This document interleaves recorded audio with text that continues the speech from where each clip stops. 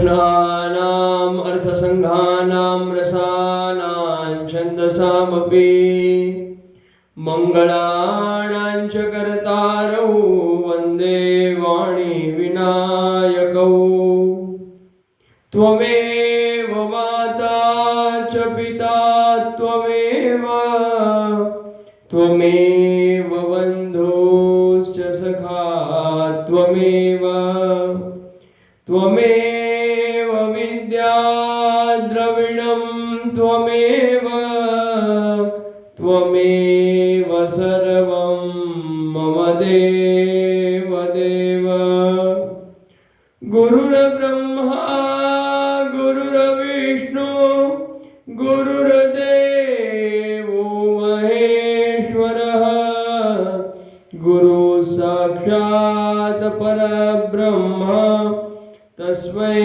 श्री गुरवे नमः।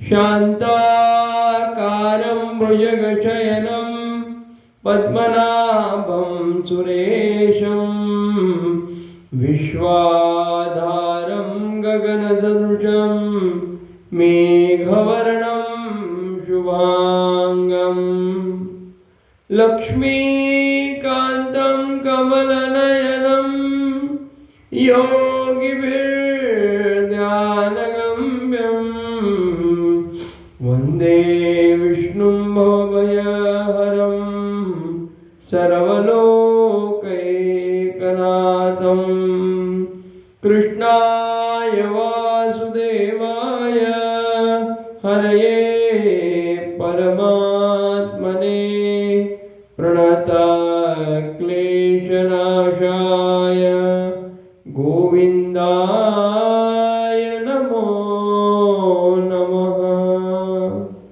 वसुदेवसुतं देवं कंसचाणूरमर्दनं देवकी परमानन्दं कृष्णं वन्दे जगद्गुरु कृष्णं वन्दे जगद्गुरु।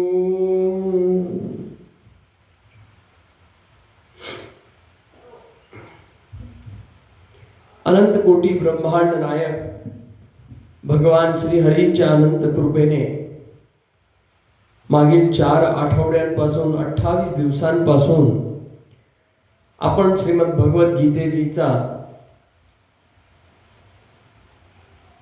श्रवण मनन चिंतन करण्याचा प्रयत्न करतोय।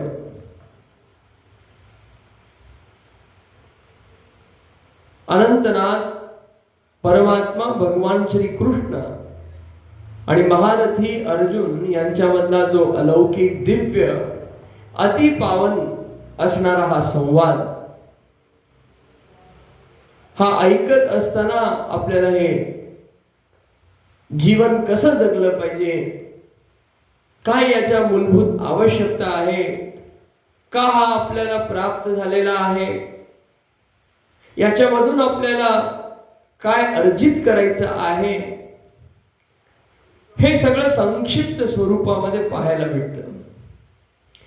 यांच्यावरती विशेष मंथन करायचं असेल तर ज्या वेदव्यासांबद्दल उल्लेख केलेला आहे, नमोस्तुते व्यास विशाल बुद्धे, अशा विशाल बुद्धीने युक्त असलेल्या महर्षी वेदव्यासांनी जे ग्रंथ लिहिलेले आहेत, 4 वेद 18 पुराण, त्या 4 वेद 18 पुराण बद्दल वेदांत उपनिषद असतील, पंचम वेद ज्याला म्हटलंय असं महाभारत असेल, आणि त्या महाभारताचा एक स्वरूप, त्यातला एक अंश हा जो दिव्य ज्ञान आहे श्रीमद भगवत गीतेजीचा, या शास्त्रांचा अवलोकन केल्यानंतर, यांचा अभ्यास केल्यानंतर आपल्याला याच्याबद्दल विस्तृत माहिती भेटेल. माणूस कितीही विद्यावान असला तरी वेळेच्या अभावामध्ये, आजच्या धकाधकीच्या जीवनाच्या या प्रसंगामध्ये जेव्हा अडचण येते तेव्हा सगळं काही सोडून त्या अडचणीवर विचार करतो. पण ती अडचण येऊन तो खचून जाईपर्यंत आयुष्यात खूप उशीर झालेला असतो. आणि त्यामुळे सर्वसामान्यांना संक्षिप्त पद्धतीने जे श्रद्धावान आहेत, ज्यांच्या मनामध्ये विकार किंवा अश्रद्धा नाहीये, भगवंत म्हणतात अशा त्यांच्यासाठी अशा प्रकारचा अर्जुनाच्या माध्यमाने भगवंतांनी सगळं ज्ञान सांगितलेलं आहे. हा ज्ञान मागील 28 दिवसांपासून आपण समजण्याचा प्रयत्न करतोय आणि समजता आज आपण या संकल्पाच्या शेवटच्या दिवशी पोहोचलेलो आहोत. शेवटच्या अध्यायामध्ये, शेवटच्या काही श्लोकांमध्ये आपण याचं चिंतन करतोय. या संपूर्ण संवादामध्ये आपल्याला हे लक्षात येतं की आपलं अस्तित्व काय आहे, तर सागरामधला एक थेंब सुद्धा नाही. पण सागराचा यथार्थ स्वरूप काय आहे, याच्यामध्ये दडलेले ते रत्न काय आहे. किनाऱ्यावरील ह्याची खळखळता दिसत असली तरी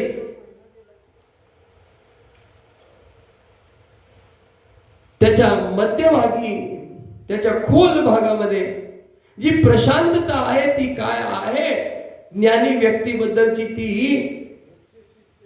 जाणीव आपल्याला या ब्रह्मविद्येच्या शास्त्रातून होते.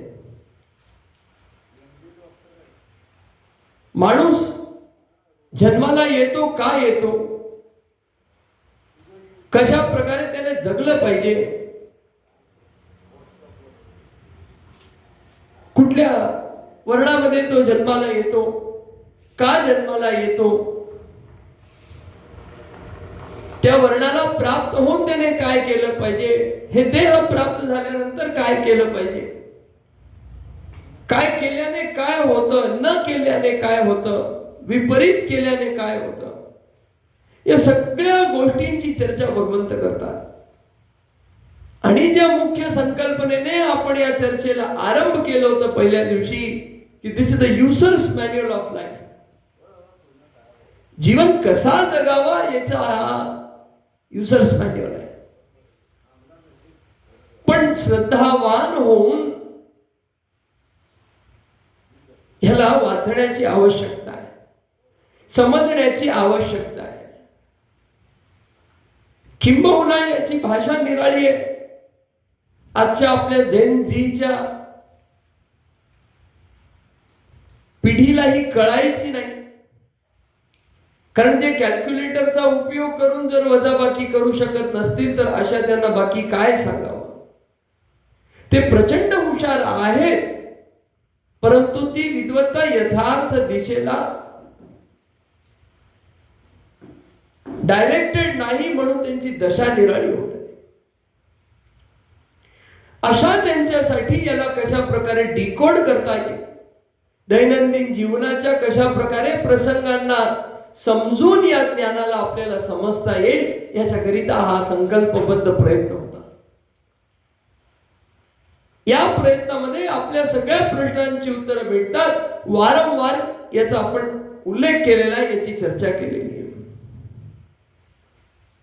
ही चर्चा जीवन एका वेगळ्या विशिष्ट ऊर्जेने भरणारी आणि एका विशिष्ट उंचीच्या भरारीने उघडणारी, याचा नित्य आपण अभ्यास करण्याचा प्रयत्न केला. उदाहरणार्थ एकदा गाडी चालवायचं आपण शिकलो तर अनेक वेळा फोनवर बोलता बोलता सुद्धा आपलं गाडी चालवायचं जमतंय. जीवन जगण्याच्या या कौशल्याला, या विज्ञानमय ज्ञानाला एकदा आपण समजलं आणि आता आत्मसात करण्याचा प्रयत्न केला तर जगाच्या मायेमध्ये विचरत असताना सुद्धा आपल्याला या तत्वांच्या आधारांवर जगणं जमतं. आणि या तत्वांच्या अनुरूप अनुकूल आपण जगू शकलो तर नकारात्मकता नावाची गोष्ट तर येणारच नाही, पण सकारात्मकताच्या किती उंच भरारी आपण गाठू याचा काही नेम नाही. अनेक महापुरुषांचं जीवन याच्यासाठी आपल्यासाठी जाहीर आहे, हे सगळं शिकून घेण्याकरिता. पण आवश्यक आहे एकदा याचा अभ्यास करण्याचा. आवश्यक आहे कटिबद्ध होऊन, नीतिबद्ध होऊन, अनुशासनबद्ध होऊन याला जाणण्याचा. हा परमधन आहे, परम वैभव आहे, हा परम ज्ञान आहे. तुम्हाला कोणी असं सांगत असेल तुला 6 महिन्यात शिकवतो, एक असा डिप्लोमाचा कोर्स शिकवतो की ज्याच्याने तू दर महिन्याला 10 कोटी रुपये कमवू शकशील, आपण झटकन तयार होतो का नाही? 6 महिन्याचा तर कोर्स आहे, फुकट शिकवत आहे, प्रत्येक महिन्याला 10 कोटी कमवणार आहे. हा तो कोर्स आहे ज्याला शिकल्यानंतर, समजल्यानंतर 10 कोटी आपण मटेरियलिस्टिक स्वरूपात अर्जित करू का नाही माहित नाही, पण आयुष्यात 10 कोटीचा जो नुकसान आपण दैनंदिन जीवनाच्या आपल्या आचरणामुळे करतो ना, तो तरी होणार नाही याची नक्की खात्री आहे. मनी सेव्ड इज मनी अर्न्ड, बरोबर आहे, हे निश्चित आहे. मग आपण विचार करणार 10 कोटी कसे घालवतो आपण? रोज घालवतो. आपला एक एक क्षण महत्वाचा आहे, तो विरंगुळीच्या नादांमध्ये आपण घालवतो. गप्पा करायच्या नादात हा असा आहे, तो तसा आहे. भर दुपार निघून गेली, संध्याकाळ निघून गेली, आपल्या लक्षात येत नाही. एकदा लोक मदिरापान करायला बसले तर सगळी रात्र कशी निघते त्यांना कळत नाही. वेळ नावाचा, समय नावाचा अनमोल त्यांचा धन वाचू शकतो. तो वाचला तर यथार्थ, चरितार्थ, कृतार्थ गोष्टींना ते करण्यासाठी प्रवृत्त होतील या ज्ञानाच्या आधाराने. धर्म काय आहे, जीवनाचा संविधान काय आहे हे प्रत्येकाला जाणीव होईल. आणि ही जाणीव झाल्यानंतर दुसरं कुठलंही शासन तंत्र आपल्यावरती अंमलबजावणी करण्याची आवश्यकता नाही, कारण प्रत्येकाला हे माहित आहे की माझं अनुशासन काय. आत्मानुशासन जेवढं वाढत जाणार आहे, शासकीय तंत्राची आवश्यकता तेवढी कमी होत जाणार आहे. पण तो आत्मानुशासन करण्याची आपल्या प्रत्येकाची जबाबदारी आणि आवश्यकता आहे. समाज कल्याणासाठी, समाज प्रबोधनासाठी, समाज उत्कर्षासाठी, सामाजिक स्थिती नीट होण्यासाठी सगळ्यात आवश्यक गोष्ट जी असेल तर ती आत्मानुशासन आहे. आणि ती प्रत्येकासाठी यथार्थ रूपाने लागू होणारी आहे. माझा आहे, तुझा आहे अशा प्रकारे भेद करणारी नाही. अशा प्रकारचं जेव्हा आपण या ग्रंथांमधून जीवन जगण्याचं मार्ग स्वीकारू शकू तर खऱ्या अर्थाने आपण जगणार आहोत. नाहीतर दररोज आपण कुठल्या ना कुठल्या स्वरूपामध्ये मरत आहोत. स्ट्रेसने, लोभाने, क्रोधाने. आणि या चर्चा आपल्या समोर फक्त मांडण्यापुरत्या नाहीये, तर आपापल्या जीवनामध्ये यथार्थ कुठल्या ना कुठल्या स्वरूपात अवलोकन केल्यानंतर हे वक्तव्य आणि वचन आहे. असं तुम्ही कोणालाही डमी गॉड म्हणून इथे बसून आणि मग गप्पा करा असं या विषयावर बोला, हे होऊ शकत नाही. एखाद्या गोष्टीला सांगण्याचं आपला कॉन्फिडन्स तेव्हाच होतो जेव्हा आपण ती यथार्थ रूपाने आपल्या जीवनामध्ये करण्याचा प्रयत्न करतो. बिझनेस मॉडेल बद्दल तो व्यक्ती सांगू शकतो ज्याने अमुक अमुक अमाऊंट कमावलेली आहे, तो मिलियनर आहे, तो बिलियनर आहे, तो ट्रिलियनर आहे. त्या आत्मविश्वासाने बोलण्यामागचा त्याचा रहस्य असतो त्याने केलेलं काम आणि प्राप्त झालेलं यश. आपण ही जी चर्चा करतोय या परंपरेचं वैभव आहे, आचार्यांची कृपा आहे आणि याला पालन करण्यासाठीचा आपल्या जीवनामधला आपला प्रयत्न आहे, ज्या बळाने आपण इथे ही चर्चा करू शकतो. बोलणं सोपं आहे, करणं कठीण आहे, पण केल्याचा परिणाम भगवंतांनी काल सांगितल्याप्रमाणे आपण चर्चा केल्यासारखी की सात्विक कर्मे अशी असतात की सुरुवातीला विषासारखी कठीण वाटत असली तरी त्यांचा परिणाम अमृत सारखा असतो. पण ते होईपर्यंत आवश्यक आहे तेवढं धैर्य ठेवण्याची, तेवढं पेशन्स ठेवण्याची. Success is sweet but the secret is sweat. धैर्य बाळगला नाही तर आयुष्यामध्ये खोळंबा होतो. कन्सिस्टन्सी ठेवली नाही, परसिव्हरन्स ठेवलं नाही, सकारात्मकता ठेवली नाही, तर परिणाम निश्चित रूपाने आपल्या विपरीत होतो. आवश्यक आहे कटिबद्ध राहण्याची, झुंज देण्याची. आणि जो धैर्यवान होऊन या पद्धतीने परिश्रम प्रयत्न करू शकतो, प्रार्थना करू शकतो, यश त्याच्या पाठीशी आहे. यश त्याच्या समोर नृत्य करणारा आहे, यात काही वाद नाही. आणि त्या स्थितीला कायम असायची एखाद्याची इच्छा असेल तर त्या यशाने भ्रांतीत पडू नये. कारण त्याच्यासाठी परिणाम महत्वाचा नसतो, प्रक्रिया महत्वाची असते. Not the result but the process is important. मग ज्याला त्या प्रक्रियेमध्ये आनंद आहे, प्रक्रियेच्या अंतस्वरूपी तो परिणाम आहे. प्रक्रिया ज्याच्यासाठी आनंदमय आहे त्याला परिणामासाठी विशेष आनंद होणार नाही. आणि जो अशा प्रकारे जगू शकतो तो यथार्थ जगू शकतो. कारण असं जगल्याने त्या कर्मामध्ये आसक्ती नाही, त्या फळामध्ये आसक्ती नाही. कर्म करणं कर्तव्य आहे, आत्मरंजनामध्ये तो व्यस्त असतो. मनोरंजनातून जो मुक्त होतो, आत्मरंजनामध्ये जो युक्त होतो, असा तो खरा जगणार आहे. या तत्वांना सांगता सांगता भगवंतांनी ज्ञानयोग, कर्मयोग, भक्तियोग, ध्यान योग, अव्यभिचारिणी भक्ती, नैष्कर्म्य सिद्धीचा योग, अनेक शब्द एकमेकांचे पर्यायवाची आहेत. सांख्य योग, नाना शब्दांच्या स्वरूपाने भगवंतांनी ही मांडणी केली. मुख्य म्हणजे आपले ज्ञानयोग, भक्तियोग, कर्मयोग, ध्यानयोग.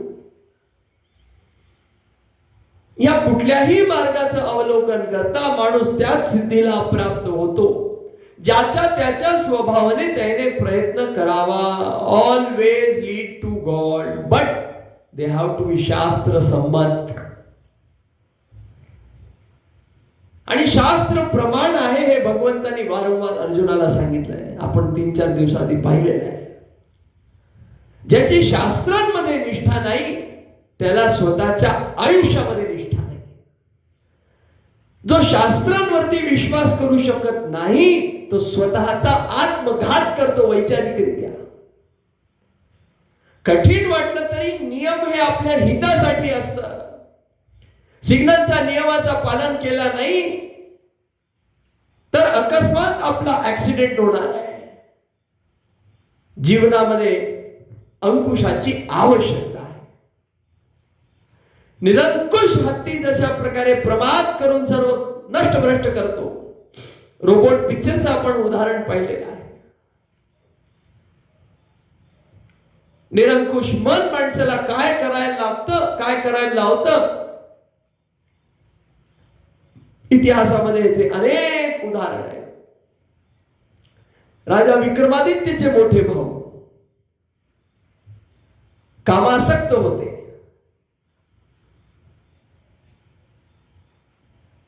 राणीवर खूप प्रेम करायचे, पण राणी इंटिग्रेटेड नव्हती.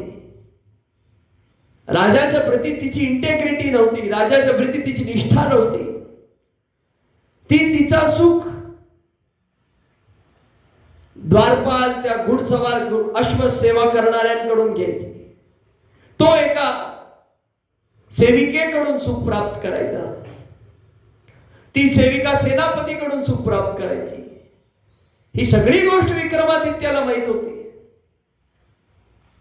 मग याच्यात मार्ग कसा काढावा, मार्ग कसा काढावा म्हटल्यानंतर विक्रमादित्य काय करतात, एक खेळ रचतात. महान सिद्ध आलेले एक, आणि त्यांच्या हस्ते एक फळ प्राप्त होतो. तो फळ राजाला देतो. राजाला म्हणतात, हा फळ खाल्ल्याने यौवन अवस्था नेहमी प्राप्त राहणार आहे. हा फळ खाल्ल्याने यौवन अवस्था नेहमी कायम राहणार आहे. राजा विचार करतो, माझा सगळा सुख राणीपासून आहे, माझ्यापेक्षा तिच्या अवस्थेचं महत्व आहे. त्यामुळे राजा काय करतो, राणीला तो फळ देतो. राणी विचार करते, माझा जो सुख आहे तो अश्व राखणाऱ्या त्या द्वारपाल जो काही आहे त्याच्याकडून आहे. तो फळ ती त्याला देते. तो काय विचार करतो, माझा जो सुख आहे तो त्या दासीकडून आहे, तो त्या दासीला तो फळ देतो. दासी विचार करते, माझा सुख सेनापतीकडून आहे, ती सेनापतीला फळ देते.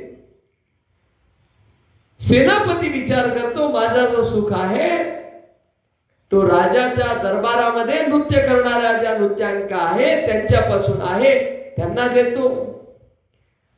आणि नृत्य करणाऱ्या त्या विचार करतात, आमचा सुख राजापासून आहे, म्हणून तो फळ राजाला देतात.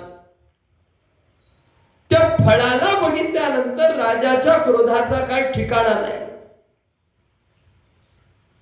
राजा म्हणतो, राव, माझी पत्नी जिच्यासाठी मी वेडा आहे, माझ्या मनामध्ये तिच्यासाठी सर्वोच्च स्थान आहे, तिला माझ्याकडून सुख भेटत नाही. हा तर आत्मविश्वासाचा घात केलेला आहे, विश्वासाचा घात, विश्वासघात केलेला आहे. त्याचा आत्मविश्वास डगमगतो. डगमगलेल्या आत्मविश्वासाने तो राणीला बोलावतो. राणीला म्हणतो, हा तोच फळ आहे ना जो मी तुम्हाला दिला. राणीकडे उत्तर नसतो आणि ती पूर्ण साखळी काय होते माहिती पडते, उघड पडतं. आणि राजा विक्रमादित्य, राजा जे मोठे भाऊ आहेत, तो विक्रमादित्याची क्षमा मागतो. म्हणजे काय, शास्त्र विरुद्ध काम केल्याने, कामना केल्याने, इच्छा केल्याने, लोभ केल्याने माणूस नष्टभ्रष्ट होतो. शास्त्र संमत पद्धतीने केल्याने सदाचार होतो, शास्त्र विरुद्ध पद्धतीने केल्याने अनाचार होतो. सदाचाराचा परिणाम सुख आहे, अनाचाराचा, दुराचाराचा परिणाम दुःख आहे. आपली तयारी असेल तर करावं, खड्डा दिसतोय म्हणून उडी टाकायचा आणि पडून मग त्रास करून घ्यायचा. इच्छा असेल तर ही चॉईस आपापली आहे. शेवटच्या श्लोकांमध्ये वारंवार भगवंत हेच अर्जुनाला सांगतात, मी तुला सांगितलेलं आहे, तू ठरव. मला सांगा, जगाच्या पाठीवर कुठली अशी परंपरा आहे जिथे एवढी चॉईस तुम्हाला देण्यात येते. भजन पसंद है भजन करो, भोजन पसंद है प्रसाद हाथ लगा करके प्रसाद बुद्धि से भोजन ग्रहण करो। कीर्तन पसंद है कीर्तन करो, ध्यान पसंद है ध्यान करो, योग पसंद है योग करो, कर्म पसंद है कर्म करो। असला कुठला प्रोफेशन आहे जो तुमच्या इतका फ्लेक्सिबल आहे? तुम्ही विचार करावा आणि त्या मार्गाने भगवत प्राप्तीचा मार्ग सांगितलेला आहे। या सत्संगाच्या आणि या आत्मप्रचितीच्या विषयाला सोडून असला दुसरा कुठला विषय नाही।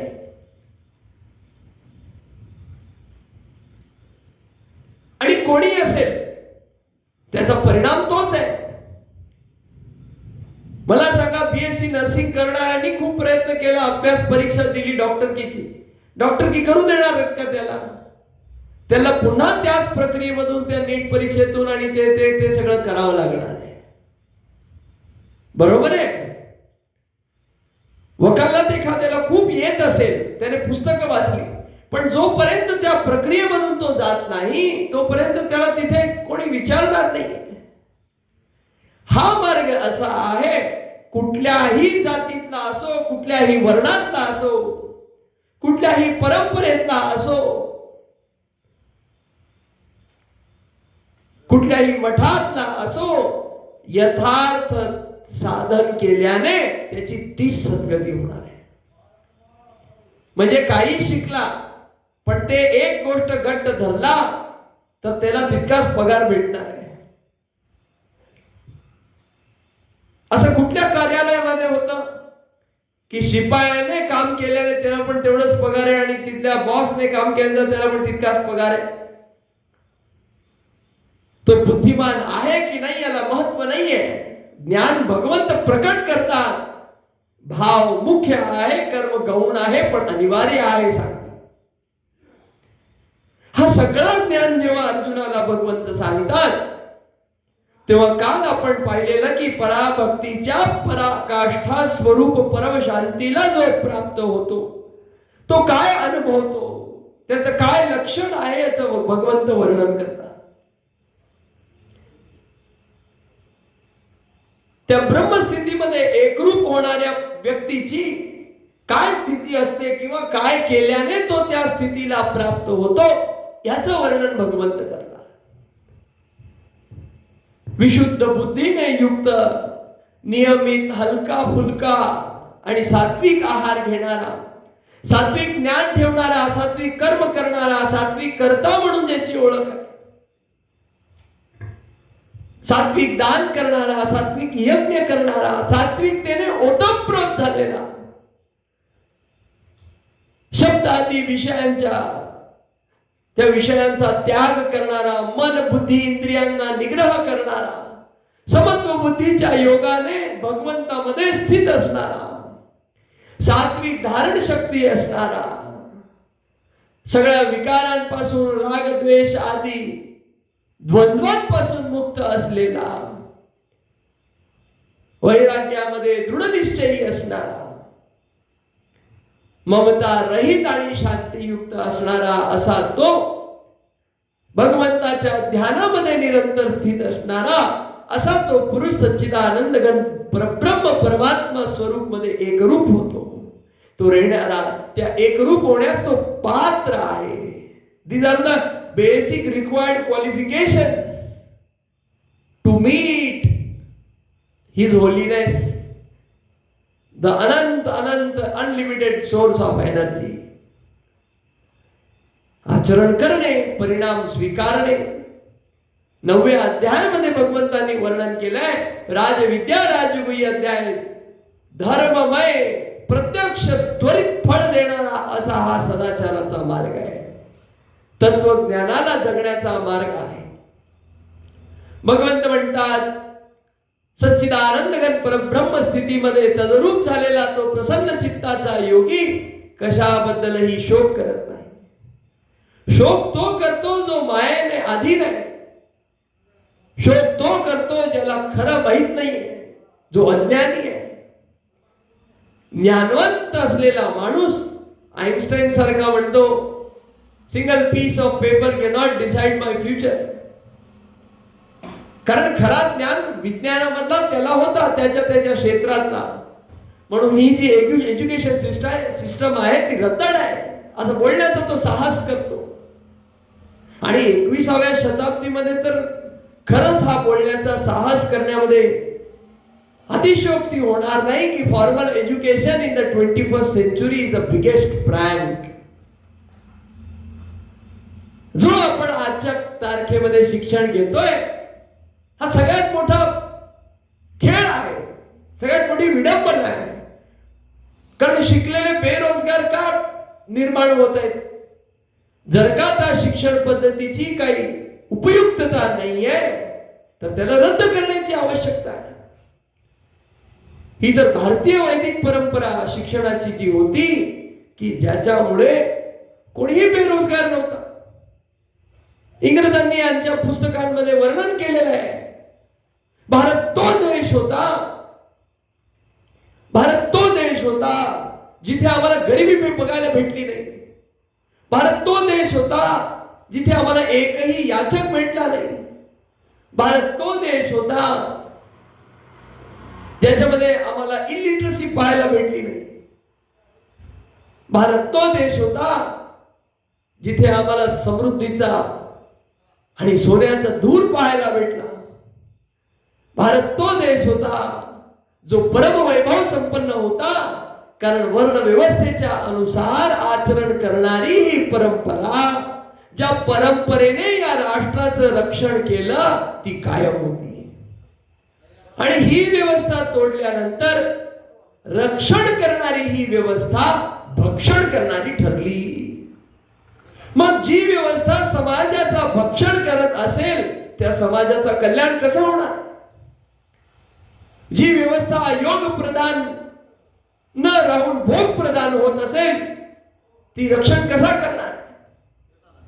भगवंत म्हणतात अशा प्रकारे वैराग्यपूर्ण युक्त असलेला, सदाचारी असलेला, सच्चिदानंदगत परब्रह्म परमात्माच्या स्वरूपाला प्राप्त झालेला प्रसन्न चित्ताचा तो कशाचाही शोक करत नाही, कशाची इच्छा करत नाही. परमधन ज्याला प्राप्त झालेला आहे तो कशाची इच्छा करणार नाही. 10 कोटीचा तुमच्याकडे बॅलन्स असेल तर 1 लाख रुपये जात असेल तुम्ही विचार करणार नाही. हा तो ज्ञान आहे जो सर्व ज्ञानांचा राजा आहे, ज्याला जाणल्यानंतर दुसरं काही शेष राहत नाही असं भगवंत वर्णन करतात. आणि भगवंताची वाणी कधी मिथ्या होऊ शकत नाही. आणि भगवंत प्रमाण सहित म्हणतात ज्या महापुरुषांनी याचं अवलोकन केलेलं आहे ते कल्याणाला प्राप्त झालेले. अशा त्या सगळ्यांचा आढावा देऊन भगवंत अर्जुनाला वारंवार सांगतात. स्वतः आपल्या जीवनामधला उदाहरण देऊन अर्जुनाला हे सांगतात. भगवंत म्हणतात सर्व प्राण्यांच्या ठिकाणी समभाव बाळगणारा असा तो योगी माझ्या पराभक्तीला प्राप्त होतो, परमभक्तीला भक्तिमय त्या स्थितीला प्राप्त होतो. परमभक्तीची ती स्थिती आहे जी तत्वज्ञानाची पराकाष्ठा स्वरूपी, the highest pinnacle of this knowledge of तत्वज्ञान.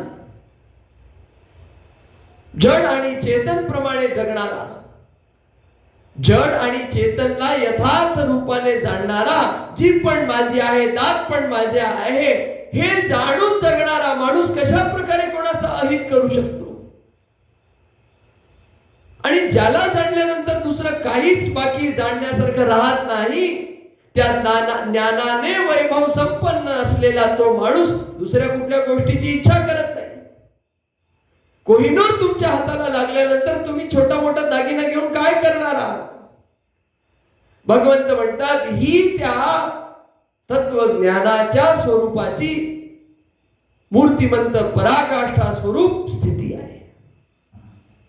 नैष्कर्म्य स्थिती, नैष्कर्म्य सिद्धीची स्थिती, ज्ञानाची परानिष्ठा, पराभक्ती या नावाने याची ओळख होते. वर्णन करतात त्या योगाने तो मज परमात्म्याला मी जो आहे जसा आहे तसा जाणणारा होतो. भगवंताला यथार्थ स्वरूपाने जाणणे हेच तर खरं ज्ञान आहे. आणि भगवंताला कोणी सर्व बाजूनी जाणू शकतच नाही, हे जाणणेच खरं ज्ञान आहे. सगळ्या दिशांनी ज्याचे मुख आहेत, हे तर फक्त अर्जुनाला सांगण्यासाठी भगवंतांनी काय केलं, इमिडिएट फॉर्मेशन ऑफ द निराकार स्वरूप दाखवला. इमिडिएट फॉर्म मॅनिफेस्टेशन काय असतं हे सांगण्यासाठी, हे समजवण्यासाठी, हे दाखवण्यासाठी ही सगळी लीला केली. कारण दिव्य दृष्टी जरी दिली तरी निराकारचं दर्शन कसा घडणार? अनंत ते जे स्वरूप आहे, दर्शन कसा घडणार? दर्शन घडवायचं असेल जरी दिव्य दृष्टी त्याला दिली तरी काहीतरी दृश्य तर पाहिजे ना. मग तो कितका विक्राळ आहे, कितका दिव्य आहे, कितका अद्वितीय आहे, किती पॉवरफुल आहे, याचं दर्शन घडवण्यासाठी काही स्वरूप घेण्याची आवश्यकता आहे. आणि असा भक्त अनंत कल्पांमध्ये कधीतरी एकदा होतो, ज्याला हा दर्शन होतं. भगवंत म्हणतात, या विराट स्वरूपाचं दर्शन आजपर्यंत तुला सोडून कोणालाही झालं नाही. अर्जुनासारखं आपल्याला होण्याची आवश्यकता आहे. अर्जुनासारखी इंटेन्सिटी, अर्जुनासारखी तीव्रता आपल्या जीवनामध्ये ज्ञानार्जनाची असल्यानंतरच भगवंत आपल्याला प्राप्त होणार आहे. आपण वारंवार या उदाहरणाला पाहिलं आहे. कौन कहते हैं भगवान सोते नहीं, माँ यशोदा के जैसे सुलाता नहीं. कौन कहते हैं भगवान खाते नहीं, मात शबरी की जैसे खिलाते नहीं. कौन कहते हैं भगवान आते नहीं, द्रौपदी की तरह कोई बुलाता नहीं. भक्तांची संख्या अनंत आहे. आपलं जीवन कमी पडेल इतक्या चर्चा आणि प्रसंग त्यांच्या. ज्या क्षेत्रामध्ये आपल्याला जायचंय त्या महान व्यक्तींचा आपण अभ्यास चिंतन करतो. या क्षेत्रामध्ये, जीवन जगण्याच्या क्षेत्रामध्ये पुढे जायचं असेल तर त्या भक्तांनी, संतांनी जे जीवन जगून दाखवलंय, ज्याच्यामध्ये ते देवाशी बोलत आहे, जो लिमिटेड माणूस अनलिमिटेड तत्वाशी संवाद साधत आहे, त्याच्याशी संबंध स्थापित करत आहे. कोणी भाऊच्या रूपात, कोणी मित्राच्या रूपात, कोणी पतीच्या रूपात, कोणी पत्नीच्या रूपात, कोणी शिक्षकाच्या रूपात, कोणी शिष्याच्या रूपात. तो संबंध स्थापित करण्याची आवश्यकता आहे. अशा त्या स्थितीला प्राप्त झालेला तो भगवंत म्हणतात, मी जो आहे आणि जसा आहे तो जाणणार आहे. अगदी बरोबर तसाच तत्वतः जाणणारा आहे. तसेच त्या भक्तीने मला तत्वतः जाणून माझ्यामध्ये विलीन होणार आहे. शबरी माताची कथा काल आपण पाहिली. भगवंत म्हणतात, माझ्या आश्रयाने राहणारा कर्मयोगी सर्व कर्मांना नेहमी करीत असला तरी माझ्या कृपेने सनातन अविनाशी परमपदाला प्राप्त होतो.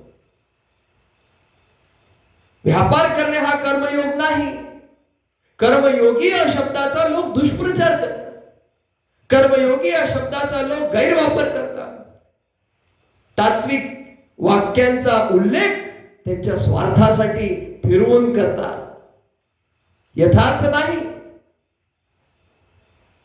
भगवत बुद्धीने, भगवत प्रसन्नतेसाठी अर्पण करण्यात येणारे शास्त्र संमत कर्म, ज्याच्यामध्ये कर्तेपणचा अभिमान नाही, ज्याच्यामध्ये फळाची आसक्ती, इच्छा नाही, कर्माच्या प्रक्रियेमध्ये आसक्ती नाही, अशी ती शास्त्र संमत केली जाणारी कर्मे कर्मयोगाची होय.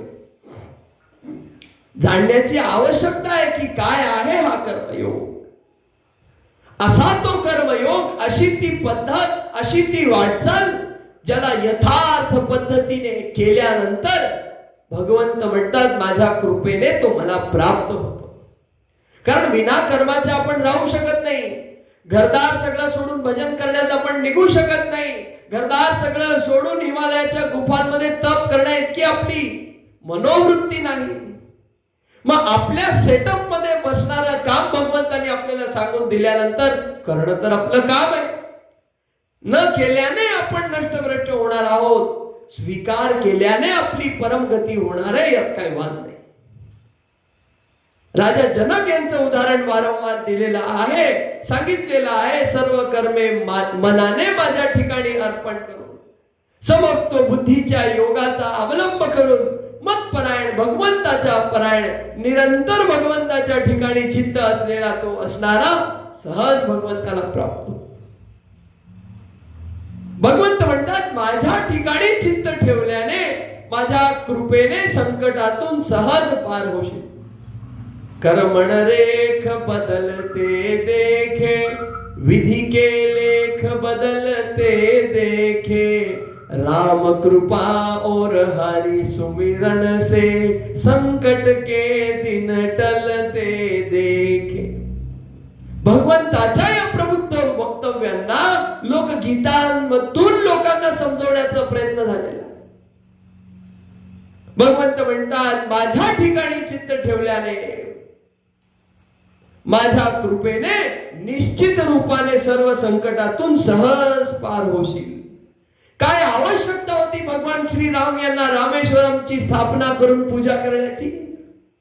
काय आवश्यकता आहे भगवान शंकरांना आपल्या मनामध्ये रामाला धारण करण्याची?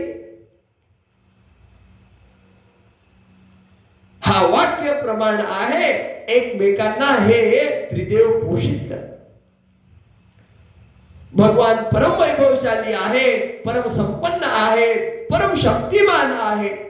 ज्या स्वरूपामध्ये भगवंताच्या आपली निष्ठा आहे त्या स्वरूपाने त्याचं भजन करण्याची, अहंकार सोडून भजन करण्याची आवश्यकता आहे. सगळ्या प्रकारच्या नालायकांचा कल्याण होऊ शकतो, पापी मधल्या अति पापीचा. अगदी म्हणजे एक मुचकुंद नावाचा राजा होता. आपण नरसिंह मेहतांची कथा वारंवार पाहिली. नरसिंह मेहता हे मागच्या जन्मामध्ये मुचकुंद राजा होते. परम ताकदवर तो राजा होता. इतका ताकदवर होता की स्वर्गातले देवता दानवांच्या विरुद्ध युद्धासाठी या मुचकुंद राजेला बोलवायचे, इतका तो शक्तिशाली होता. पण खूप लोकांना त्यांनी वध केला युद्धामध्ये. तत्वज्ञानाला प्राप्त न होता भगवंताचा खूप भक्त होता. खूप अनंत जन्मांची त्याची भक्ती होती. पण अनेक लोकांचा वध केला होता. परस्त्रीचा गमन आदी आदी जे काही आहे त्याचे जे काही विकार होते. काल्यवन नावाच्या राक्षसाशी युद्ध करताना भगवंत लपून छुपून त्या गुफेमध्ये येतात जिथे मुचकुंद झोपलेला असतो. खूप युद्ध करून तो थकलेला असतो आणि अनंत तो झोपतो. आणि झोपताना भगवंत काय करतात, स्वतःचा पितांबर मुचकुंदावरती टाकून देतात आणि त्या गुफेमध्ये लपून जातात. काल्यवन येतो, म्हणतो मला भिवून इथे झोपलाय हा कृष्ण वासुदेव. पितांबर उघडतात. पितांबर काढल्यानंतर मुचकुंद राजाची दृष्टी त्या काल्यवनावर पडते. इतका तेजस्वी आणि प्रतापी असतो मुचकुंद राजा. पाहताच तो जळून राख होतो काल्यवन राक्षस. एक तीर से दो शिकार. काल्यवन राक्षसाचा वधही झाला आणि मुचकुंद राजाला सांगण्यात आलं होतं की तुला भगवंताचं साक्षात दर्शन होणार आहे. भगवंताने त्याला दर्शन दिलं. पण भगवंत म्हणले I cannot take you night now. तू मला आता प्राप्त करू शकत नाही. तुला दर्शन झालंय हे खरं, पण तुझी ज्योती माझ्यामध्ये येण्याकरिता अजून वेळ आहे. तुझे जे भोग बाकी आहेत ते भोग पूर्ण झाल्यानंतर मग तुम्हाला प्राप्त होणार आहे. म्हणून नरसिंह मेहताच्या रूपामध्ये ते जन्म घेतात आणि नरसिंह मेहताची सगळी कथा आहे. सांगण्याचा हेतू असा आहे की या कथेमधून आपल्याला हे लक्षात येतं की प्रत्येक संकटातून आपण मुक्त होतो. नरसिंह मेहताच्या जीवनामधल्या प्रत्येक संकटातून मुक्तीचं एकमेव कारण भगवंताचं नामस्मरण आहे. कारण जेव्हा जन्माला आले तेव्हा ते मुके होते. शंकर महादेवांच्या कृपेने वाचा प्रदान झाली. वाचेमध्ये भगवंताचं नाव प्राप्त झाल्यामुळे आजीवन भगवंताचं नामस्मरण करावे. त्यामुळे लोक मजा घ्यायचे, अरे नरसिंह मेहता दोन भजन तर ऐकून दाखव. आपलं ते सुरू व्हायचे. भोळे भले सरळ सहज. भक्तांचं जे वर्णन केलंय विशुद्ध त्या तत्वाचं भगवंताने जे वर्णन केलंय त्या तत्वांवरती तंतोतंत खरे जगणारे असे हे संत परंपराचे, भक्त परंपराचे महात्मा लोक. आणि प्रत्येक संकटातून मुक्तीचं हेच कारण आहे. भगवंत म्हणतात अहंकारामुळे नाश पावतो. मुचकुंद राजाने युद्ध केलं होतं, नरसंहार केला होता. न करण्यासारखे असे शास्त्र विरुद्ध काही कर्म केले, पण त्याचा कल्याण पण झाला की नाही? कितीही वाईट माणूस असला, कितीही वाईट सवयींचा असला, प्रत्येक माणसाचं कल्याण होण्यासाठी there is a space, there is a possibility. पण जो अहंकार युक्त आहे त्याचं कधीच कल्याण होऊ शकत नाही. त्यामुळे वारंवार भगवंत वर्णन करतात अहंकार रहित असलेला. इथे सांगतात अहंकारामुळे माझे सांगणे न ऐकशील तर नष्ट भ्रष्ट होशील. अहंकार युक्त असलेला व्यक्ती त्याचा कशाही प्रकारे कल्याण होऊ शकत नाही. परलोकाचं तर खूप पुढचं झालं, इहलोकातही होऊ शकत नाही. अहंकार नसावा ही इच्छा असेल तर विनम्रता असावी ही आवश्यकता आहे. विनम्रता असेल तर अहंकार येत नाही. वारंवार आपण उदाहरण पाहिलेलं आहे. फलन नमंती फलिनो वृक्षः नमंती गुणिनो जना. गुणी व्यक्ती आणि बहरलेलं झाड जसे नेहमी वाकलेले असतात, विनम्र असतात, विद्या विनय न शोभते आपण म्हणतो. जो अहंकार रहित आहे तो विनम्र राहणार आहे. जो विनम्र राहणार आहे तो भगवंताचं स्मरण करणार आहे. अहंकार असलेला पौंड्रुक राजा भगवंताची सत्ता मानत नव्हता. अहंकार असलेले दानव भगवंताची सत्ता मानत नव्हते. अहंकार असलेले प्रल्हाद भक्ताचे पिता हिरण्यकश्यप भगवंताची सत्ता मानत नव्हते. अहंकारी व्यक्तीचा कल्याण होऊ शकत नाही. प्रल्हादाच्या मुळे का होईना, पण हिरण्यकश्यपाचं आणि भगवंताचं वैराचा संबंध निर्माण झाला. वैराचा संबंध निर्माण झाला म्हणून त्याचा कल्याण झाला. संबंधच निर्माण झाला नसता तर मी भगवंत आहे अहंकारात याच पृथ्वी तलावर अनेक कितीतरी वर्ष तो भोगत बोंबलत राहिला असता. जोपर्यंत एखाद्या भक्ताची, सात्विक व्यक्तीची एंट्री त्या परिस्थितीमध्ये होत नाही तोपर्यंत कितीही अहंकारी असला तरी कल्याण होत नाही. कारण अहंकारच त्याला खात असतो, भगवंतापासून लांब ठेवत असतो. अहंकाराने युक्त असलेला तो स्वतःच्या मनाची कर्मे करतो आणि कर्म तर आपल्या आणि भगवंताच्या मधला सगळ्यात मोठा अवरोधक आहे आपण पाहिलं. भगवंत म्हणतात अहंकारामुळे माझं सांगणं ऐकत नसेल तर नष्ट भ्रष्ट होशील आणि परमार्थ त्या विषयापासून तू मुक्षील. पुढे म्हणतात त्यामुळे तू अहंकार धरून मी युद्ध करणार नाही असे मानतोस तो तुझा निश्चय व्यर्थ आहे. कारण तुझा स्वभाव तुला जबरदस्तीने युद्ध करण्यासाठी लावणारा आहे. तुझा स्वभाव क्षत्रियाचा आहे आणि त्या स्वभावास तू कर्म करण्यासाठी बाध्य आहे. पण अहंकाराने व्याप्त झालेल्या तुझ्या या मतामुळे तू भ्रष्ट होशील, नष्ट होशील. भगवंत म्हणतात कितीही तू विचार केला तरी तुझ्याकडून ती गोष्ट घडणार आहे. अनेक वेळा आपल्याकडून असं होतं, परीक्षेला आपण भीत असतो, एखादा मोठा निर्णय घेण्यासाठी आपण पुढे मागे करत असतो, पण एवढाच फरक असतो आपण निर्णय घेतला तो यथार्थ व्हायचा असेल तर यथार्थ होतो. झाल्यानंतर तर खूप मोठमोठे लोक खूप मोठमोठे भाषण करू शकतात, पण त्या स्थितीमध्ये त्याच्या मनाची स्थिती काय ते ज्याचा त्याला प्रत्येकाला माहित असते. त्यामुळे भगवंत म्हणतात की मी युद्ध करणार नाही अशा अहंकारामध्ये, खोट्या अहंकारामध्ये राहू नको. तुझ्या स्वभावाने तू यथार्थ तो कर्म तुझ्याकडून घडणार आहे. हे कुंतीपुत्र अर्जुना, जे कर्म तू मोहामुळे करू इच्छित नाहीस तेही आपल्या पूर्वकृत स्वाभाविक कर्माने बद्ध होऊन पराधीन होऊन तू करण्यासाठी पात्र होणार. तुझा स्वभाव कर्माचा आहे, युद्धाचा आहे. कालच आपण वर्ण व्यवस्थेची चर्चा करताना पाहिलं, त्या वर्णामध्ये त्या गुणांच्या आणि कर्मांच्या प्रभावामुळे तो आहे आणि तो त्याचा स्वभाव आहे. त्यामुळे तो कर्म तो करणार. त्यामुळे ज्या कला लोक शिकून येतात ते दैव कला या करीत आहेत, त्यांच्या स्वभावाने शिकून येतात. आपल्या परिचयाचे असे अनेक लोक आहेत ज्यांना खूप सुंदर सुंदर वेगवेगळे वाद्य वाजवायला येतात, बरोबर आहे. कुठल्याही ठिकाणी न शिकता येतात. तर आपण म्हणतो ही सरस्वतीची देण आहे, भगवंताची देण आहे. पूर्वजन्माच्या स्वभाववश ते हे करत असतात. त्यामुळे आपला तो स्वभाव काय आहे, नैसर्गिक प्राकृतिक आपला स्वभाव काय आहे, प्रत्येकाने आपापलं आत्ममंथन करण्याची आवश्यकता आहे. स्वतःचं अर्गोनॉमिक्स जाणून घेण्याची आवश्यकता आहे. आपण काय आहोत याला जगण्याची आवश्यकता आहे. कारण आपल्या आजूबाजूचा जो सगळा जग आहे तो आपल्याला दुसऱ्यासारखा बनवण्यामध्ये लागलेला आहे. मग त्याच्यासारखा हो, मग याच्यासारखा हो. मी काय आहे या स्वरूपाला शरीराच्या पर जाऊन बुद्धीने, मनाने, आत्म्याने मी काय आहे हे आत्ममंथन करण्याची प्रत्येकाला आवश्यकता आहे.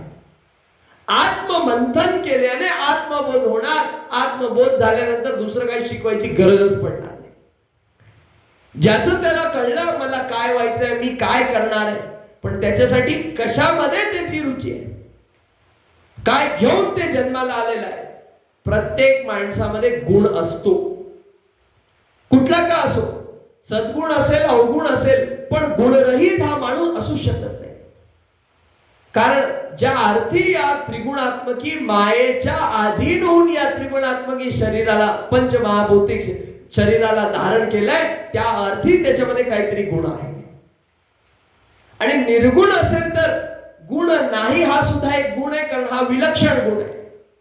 एखाद्यामध्ये गुणच नाही, याला काहीच येत नाही, हा सुद्धा गुण आहे. मुरारजी देसाई यांना विचारलं, साहेब तुम्ही निर्णयच घेत नाही. म्हणे निर्णय नाही घेण्याचा निर्णय मी घेतोय, हा सगळ्यात मोठा निर्णय आहे. योग्य निर्णय घेईन, ती दिशा ठीक होईल का नाही मला माहित नाही, पण माझ्याकडून अनर्थ होऊ नये म्हणून मी निर्णय घेत नाहीये. हा निर्णय घेण्याची तर क्षमता असली पाहिजे ना. त्यामुळे सद्गुण असतील, अवगुण असतील, निर्गुण असतील, पण गुण हा प्रत्येकाचा असतो. आणि त्यामुळे आत्ममंथन करण्याची आवश्यकता आहे. त्या गुणवैभवाला जाणून यथार्थ व्यक्ती यथार्थ पद्धतीने जीवन जगू शकला, ही जगातली जीवनातली सगळ्यात मोठी सार्थकता आहे. भगवंत म्हणतात जबरदस्तीने युद्ध करण्यासाठी तू बाध्य आहे तुझ्या स्वभावामुळे. त्यामुळे जे कर्म तू मोहामुळे करू इच्छित नाही ते आपल्या पूर्वकृत स्वाभाविक कर्मांमुळे तू करणार आहेस. पुढे म्हणतात, हे अर्जुना, अंतर्यामी परमेश्वर आपल्या मायेने शरीर रूप यंत्रावर आरूढ झालेल्या सर्व प्राण्यांना त्यांच्या कर्मानुसार फिरवीत सर्व प्राण्यांच्या हृदयात राहिलेला आहे. या एका श्लोकामध्ये, एका या वाक्यामध्ये आपण जो अनेक अध्यायांमधून तत्वज्ञान शिकला तो इथे प्रकट होतो. ईश्वरः सर्वभूतानां हृद्देशेऽर्जुन तिष्ठति भ्रामयन् सर्वभूतानि यंत्रारूढानि मायया. सगळ्यांच्या हृदया कमलामध्ये मी स्थापित आहे आणि असा तो मी त्यांच्या त्यांच्या कर्मानुसार त्यांच्या स्वभाव घडवून किती कर्म घडून आणतो. आज आपल्या पंतप्रधानांना 50 वर्षांनी माहित होतं का की ते पंतप्रधान होणार आहेत म्हणून? त्याचा स्वाभाविक कर्म, त्याची इन्क्विजिशन, त्याची कार्यशैली त्या स्तरावर त्याला नेऊन ठेवते. त्यामुळे तुलसीदास गोस्वामीजींनी सांगितलंय की आपल्या आयुष्यामध्ये जे काही वैभव आपण प्राप्त केलेला आहे, नाव, कीर्ती, लौकिक, अलौकिक जे काही वैभव आहे, तो केवळ आणि केवळ भगवत कृपेमुळे आहे. तुच्छतम जरी विचार येत असेल की हे माझ्यामुळे प्राप्त झालेला आहे, हा खोटा अभिमान आहे. कारण अहम करोमी ती वृथाभिमान म्हटलेला आहे. मी करतोय हा खोटा अभिमान आहे. करत असला असतं तर मरतोस कशाला? करत असला असता तर अपयश तुझ्या मार्गाला येतोच कशाला? कोणाला अपयश आवडतं? ते तर कुंती मातेसारखे खूप विलक्षण असे परम ध्यानी असतात जे भगवंताला दुःख मागतात. ती दुःख मागते देवाला. का सुखात तुझं स्मरण कोणीच करत नाही, दुःखात तुझं स्मरण राहावं. आमचा परम कल्याण होण्यासाठी, अंतसमयी तू आम्हाला प्राप्त होण्यासाठी दुःख दिल्याने आम्ही तुझं भजन सोडणार नाही. भगवंत म्हणतात शरीर रूपी यंत्रामध्ये आरूढ होऊन, जसं एखाद्या हार्डवेअरला सॉफ्टवेअर कशा प्रकारे मॅनेज करतो त्या प्रकारे आपला शरीराचा सॉफ्टवेअर, आपला आत्मतत्व आहे, या हार्डवेअरला तो मॅनेज करतोय. पण त्या सॉफ्टवेअरशी तुम्ही छेडछाड केली, जसं रोबोट पिक्चर मध्ये झालेलं आहे, तर मग विकृती होते. बुद्धी चुकीच्या ठिकाणी झाली, मायेच्या अधीन झाली, तर मग विकृती होते. भगवंत म्हणतात सर्व प्राण्यांमध्ये त्यांच्या त्यांच्या कर्मानुसार भगवंतात सगळं करून अकर्माच्या स्थितीत आहे. का?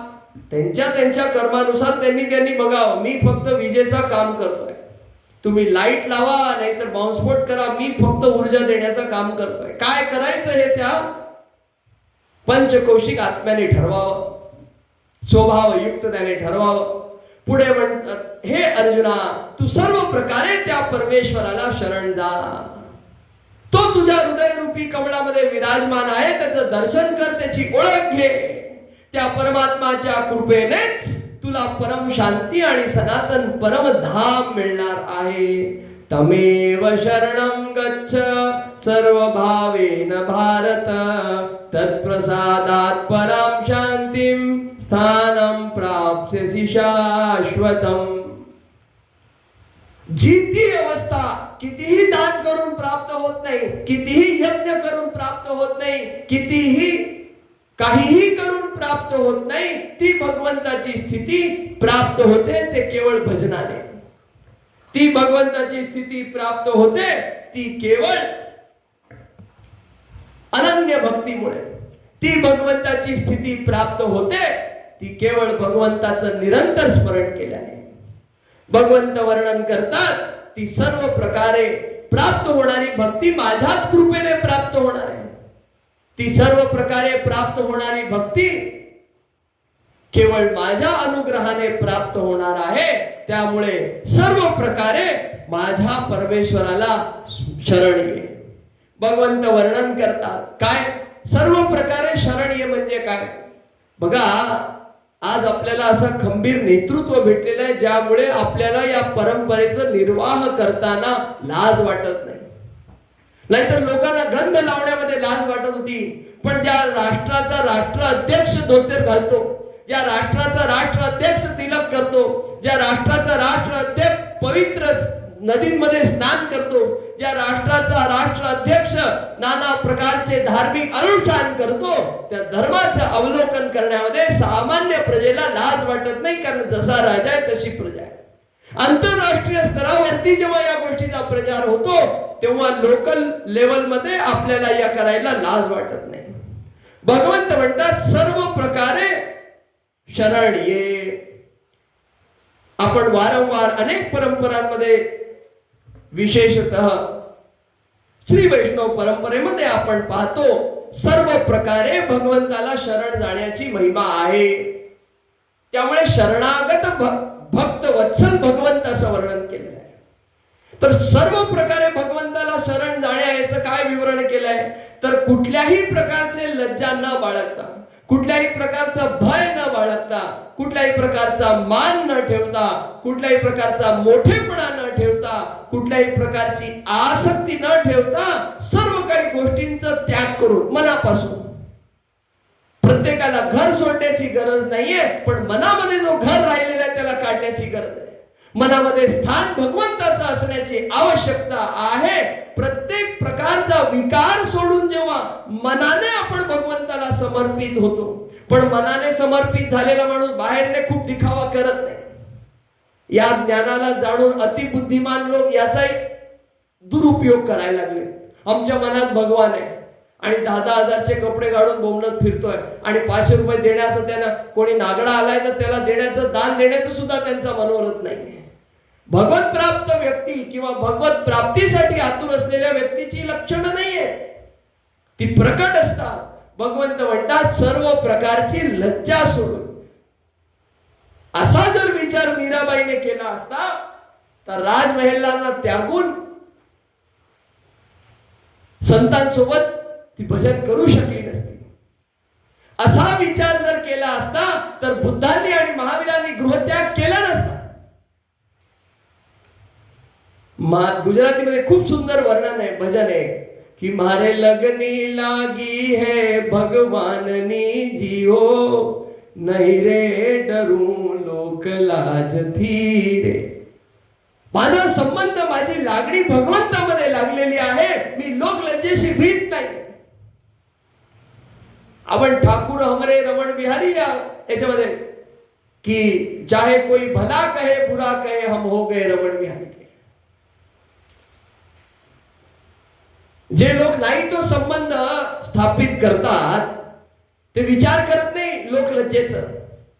जोडप्यात बोंबलत फिरत असतात, नंतर त्यांचं काय होतो हे त्यांना त्यांचं माहित नसतं. अरे अनित्य अशा नश्वर अशा मानव शरीराशी तुम्ही संबंध स्थापित करत असताना लाज लज्जा ठेवत नाही, तर अनंतनाथ भगवंताशी संबंध ज्याचा तुमचा अनंत काळापासून आहे त्याच्याशी पुन्हा जाणीवपूर्वक संबंध स्थापित करण्यामध्ये कशाची लाज. भगवंत म्हणतात सर्व गोष्टींची,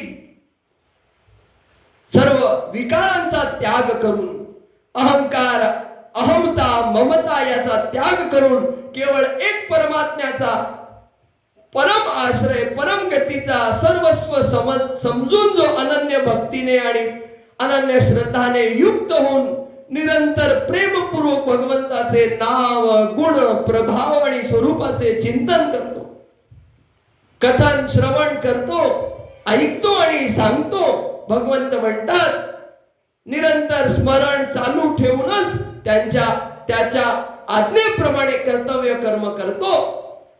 निस्वार्थ भावनेने केवळ त्याच्या प्रीत्यर्थ आचरण करतो. अशा त्याला सर्व प्रकारे भगवंताला शरण गेलेलं सांगितलंय. या वर्णनामध्ये ज्ञानयोग पण आलं, कर्मयोग पण आलं आणि भक्तियोग पण आलं. It has to be a cocktail of all of this. भगवंत वर्णन करतात अशा प्रकारे सर्व प्रकारे परमेश्वराला शरण जा. तमेव शरणम गच्छ. असं नाही म्हणत माझे शरण ये. असं म्हटल्याने काय झालं असतं, सगळे कृष्ण भक्त झाले असते. तमेव शरणम गच्छ. अशा त्या परमेश्वराला, त्या स्वरूपाला तू शरण जा. मग कुठल्या स्वरूपामध्ये तुझी निष्ठा आहे ते तू तुझं ठरव. हमारे इधर एक ही है और वही है ऐसा अपन सांगत नहीं. एक ही है, उसमें कोई वाद ही नहीं है, पर you have a choice, full menu card of preachings. भगवंत म्हणतात त्या परमात्माच्याच कृपेने परम शांती आणि सनातन परमधाम तुला प्राप्त होणार आहे. एक एक शब्दामध्ये गूढ रहस्य आहे. काय वर्णन केलेलं आहे, सनातन परमधाम म्हणजेच भगवंताचं धाम. आणि त्याचं वर्णन सनातन काय आपण मागून पाहिलं. ज्याचा आदी नाही, ज्याचा अंत नाही, तो सनातन. अशा त्या स्थितीला तू अनंत त्याच्याच कृपेने प्राप्त होणार आहे, तुझ्या प्रयत्नाने नाही. आपण वारंवार याची चर्चा केली आहे. भगवंत आतुर आहे आपल्याला प्राप्त करून घेण्यासाठी. आपण त्याच्यामध्ये अवरोधक आणू नये एवढाच आपला प्रयत्न असावा. तुम्ही घाणेरड्या जागेत जाता का? मग ती जागा तुम्हाला कधी बोलावून घेते, जेव्हा ती सुंदर असेल. इथे सुंदर लॉन केलंय काकांनी, तर लोकांची इच्छा होते ना इथे येऊन चालावं. हे ते जर कचरा डंप केला असता तर लोकांची इच्छा झाली असती का? धरती तीच आहे, जागा तीच आहे, पण लोकांचं आकर्षण झालं नसतं. मनुष्य तोच आहे. सद्गुणांनी याचं कल्याण करायचं आहे का दुर्गुणांनी याचं लाचार करायचंय, हे निर्णय आपल्या प्रत्येकाचा आहे. भगवंत प्राप्त करून घेण्यासाठी प्रयत्नशील आहे. आणि म्हणून काय सांगितलेलं आहे, परमात्माच्याच कृपेने तुला ही सिद्धी प्राप्त होणार आहे, तुला परम शांती प्राप्त होणार आहे. त्यामुळे मी करतोय हा अभिमान खऱ्या अर्थाने मिथ्या.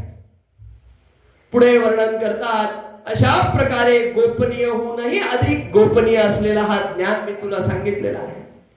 अति गोपनीय ज्ञान सांगितले असता आता तू या रहस्यमयी ज्ञानाचा संपूर्णपणे चांगला विचार करून मग जसे तुला आवडते तसे तू कर.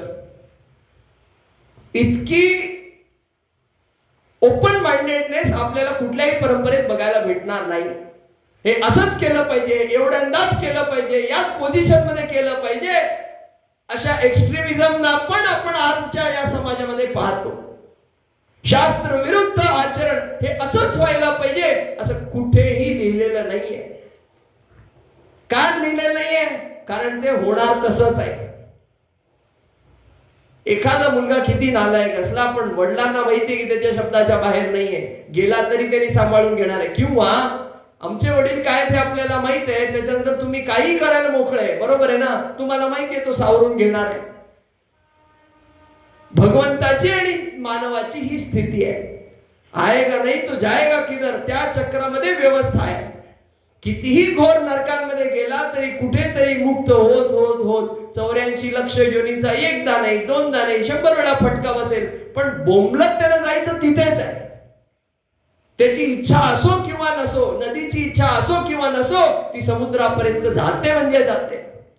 जर जात नसेल, तिथे शुष्क पडते, तर तिचं अस्तित्वच नाहीसा होतो. आणि अस्तित्व आपला नाहीसा होणार नाही, कारण आत्मतत्वामध्ये अंश स्वरूपामध्ये परमात्मा आपल्यामध्ये सीसीटीव्ही सारखा बसलेला आहे. ही ती ऊर्जा आहे जी एका स्वरूपातून दुसऱ्या स्वरूपात बदलत नाही, ज्याचा नाश होऊ शकत नाही, ज्याची वृद्धी होऊ शकत नाही, आहे तशी राहणारी आहे. फक्त याला जाणून ट्रान्सेंड होण्याची आपल्याला आवश्यकता. हा परम सिद्धांत असल्यामुळे, याच्यात कुठलाही भेद नसल्यामुळे भगवंत ओपन स्टेज यथार्थ तो अति गोपनीय ज्ञान मी तुला सांगितलेला आहे. आता हा रहस्यमय ज्ञान संपूर्णपणे चांगल्या प्रकारे जाणून याच्यावर विचार करून जसे तुला वाटते तसे तू ठरव. मला सांगा, आपले आई वडील सुद्धा एका स्थितीला आपल्याला कधी ना कधी जबरदस्ती करतात आपल्या चांगल्यासाठी. वाद नाही, आपल्या चांगल्यासाठी. पण त्यांचाही पारा कधीतरी हलतो, त्यांचाही रागाचा पारा कधीतरी वाढतो. पण हे अनंत दयाळू, अनंत कृपाळू, सगळ्यांचा निर्माण करणारा हा भगवंत परम कृपाळू आहे. आणि याची विशुद्ध स्थिती आहे. तो म्हणतो तुला जसं वाटतं तसं कर. इति ते ज्ञानमाख्यातम गुह्यात गुह्यतरम मया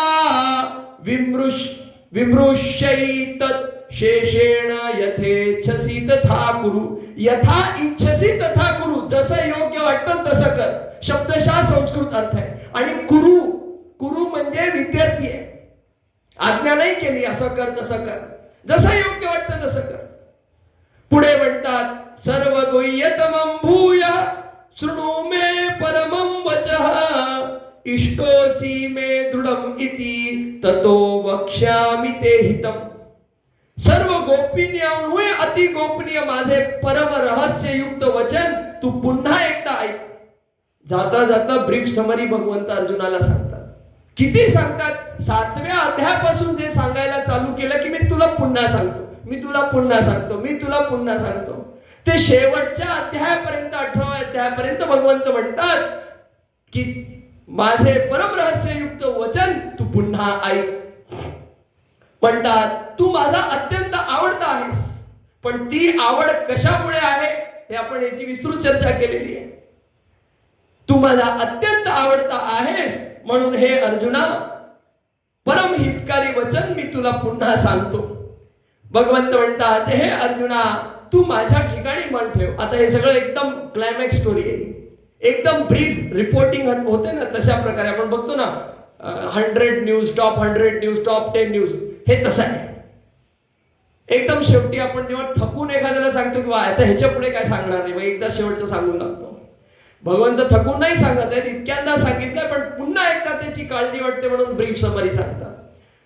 शेवटचं वाक्य डिस्क्लेमर दिलं, तुला जसं करायचं तसं कर, आता सायनॉप्सिस सांगतो आणि मग पूर्ण होईल चर्चा, असं म्हणतात भगवंत. भगवंत म्हणतात हे अर्जुना तू माझ्या ठिकाणी मन ठेव. मन्मना भव मत भक्तो मद्याजी माम नमस्कुरु. माझा भक्त हो, माझे पूजन कर, मला नमस्कार कर. का म्हणतात? असे केले असता तू मलाच येऊन मिळशील. प्रत्येक कर्म माझ्यामध्ये इन्क्लाइन कर, माझ्यामध्ये इन्व्हर्ट कर, जेणेकरून ते मला प्राप्त होणार आणि तू सुद्धा मला प्राप्त होणार.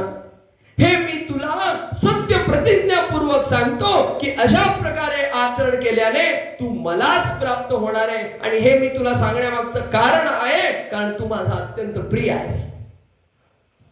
सद्गुणांचा भंडार असलेला तो अर्जुन, भगवंताला आवडतं त्याप्रमाणे आचरण करणारा तो अर्जुन, म्हणून वारंवार सांगतो. जसं एखादी आई आपल्या मुलाला वारंवार सांगते माझा पोर आहे, त्याला कळत नाही पण तो माझा पोर आहे. भगवंत अर्जुनाला अशा प्रकारे समजवतात. कारण माताला तर फक्त तिच्याच पुत्रापती मोह असतं, पण भगवंत तर जगज्जननी आहे, भगवंत तर माऊली आहे, सगळ्यांचा निर्माता आहे, सगळ्यांचा धारण पोषण करणारा आहे, अनन्य वात्सल्याने आणि प्रेमाने युक्त असलेला तो त्याच्या परम भक्ताला सांगतो तू माझा प्रिय. सर्व धर्म म्हणजे हे बघा, सर्व धर्मान परित्यज्य मामेकं शरणं व्रज अहं त्वा सर्व पापेभ्यो मोक्षयिष्यामि मा शुचः. सर्व धर्मान परित्यज्य म्हणजे आपण वारंवार चर्चा केली आहे, धर्म इज नॉट रिलीजन. इंग्रजांनी काहीतरी भेसळभाव करून ठेवले. धर्म इज वे ऑफ लिव्हिंग, धर्म इज सत्य. मग वे ऑफ लिव्हिंग म्हणजे काय? कसं जगतो, कशाने जगतो? कर्म करून जगतो. कर्मरूपी धर्म त्यामुळे वर्णन करतात. सर्व धर्म म्हणजे कर्तव्य कर्म. कर्तव्य कर्म म्हटल्यानंतर चोरी जुगारी त्यात येत नाही. शास्त्र संमत सगळे कर्तव्य कर्म आहे. शास्त्रांची आज्ञा वर्णव्यवस्थेकरिता त्याच्या प्रत्येक जन्माला आला की त्याचा कर्म ठरलेला भगवंतांनी वर्णन केलेलं आहे आणि त्याच्या स्वभावामुळेच ठरलेलं आहे. भगवंताकडे कोणी वशिला लावला नाहीये, असं करा तसं करा. भगवंतही पार्शलिटी करत नाही, भेद नाही अभेद अशी भगवंताकडे सगळी व्यवस्था आहे. आणि ही व्यवस्था भगवंत बघतच नाही. लावलाय त्याला कोणाला? यमराजना, चित्रगुप्तना. काय हॉटेल मॅनेजमेंट नाही का भगवान आहे? पण भगवंताच्या माध्यमातून जसं एखादा कागद वर जाण्यासाठी मुख्यमंत्र्याची सही होऊन खाली येतो, लोकल अथॉरिटीज कडे जरी निर्णय असला तरी भगवान फक्त एन्डॉर्समेंट करतो, ओके ओके ओके.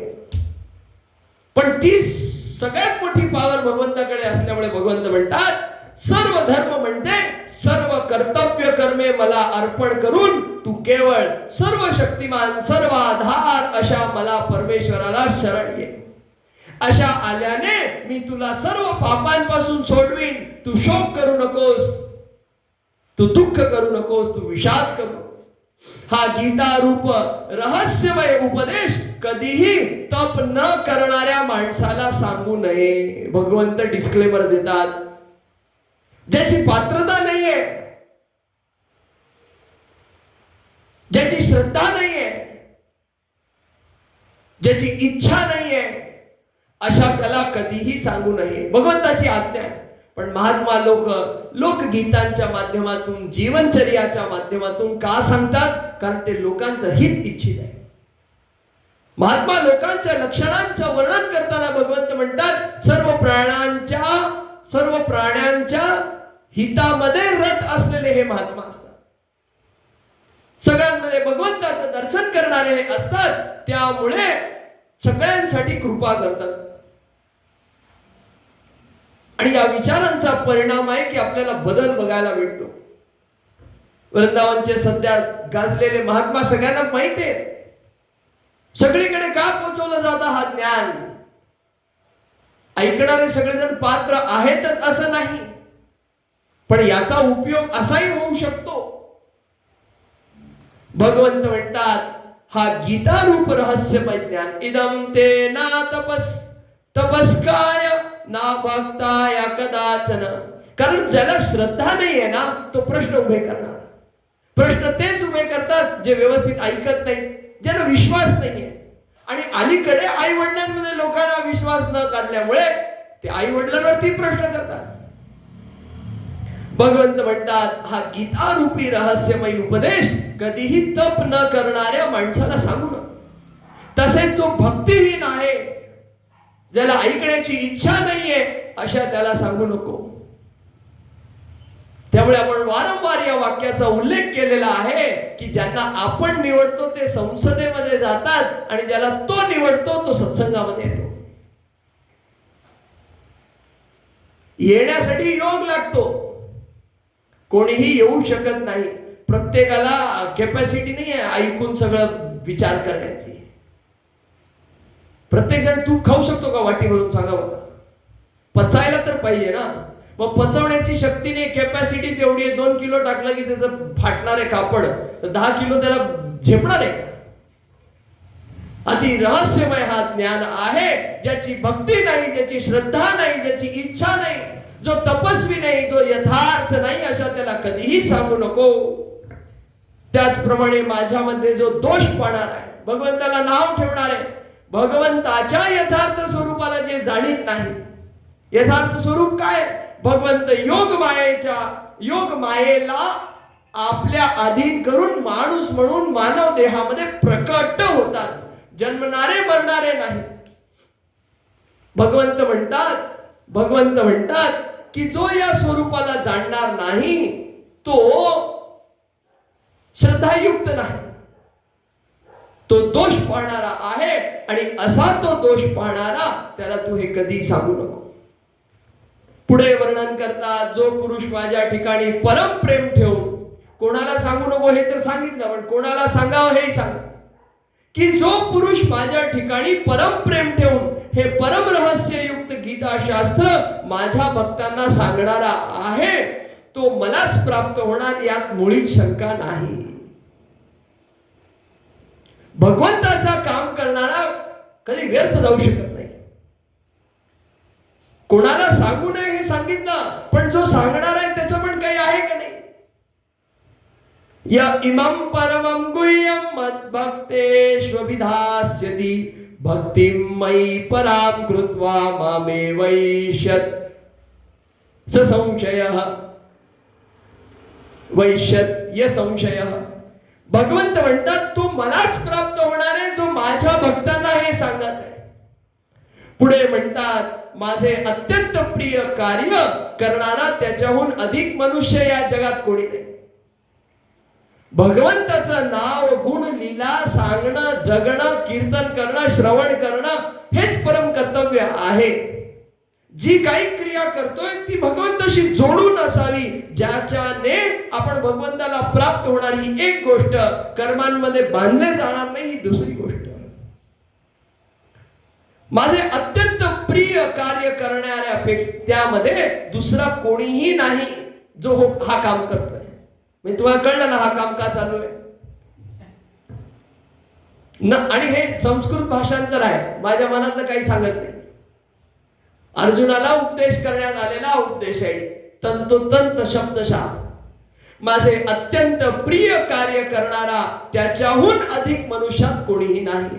तसेच या पृथ्वी तलावर त्याच्याहून अधिक मला प्रिय दुसरा कोणी नाही, आणि भविष्य काळातही कोणी असणार नाही.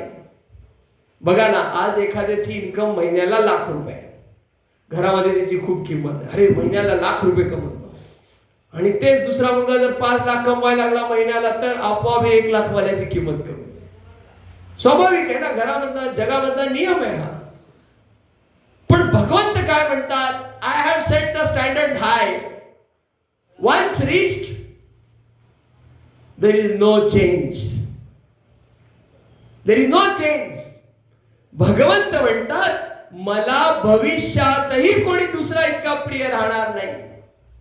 ग्वाही देतात, भविता न च मे तस्मात् अन्यः प्रियतरो भुवी. या पृथ्वी तलावर अन्य भविष्यात कोणीही दुसरा माझा प्रिय असणार नाही, जो माझा हा ज्ञान लोकांना सांगतोय.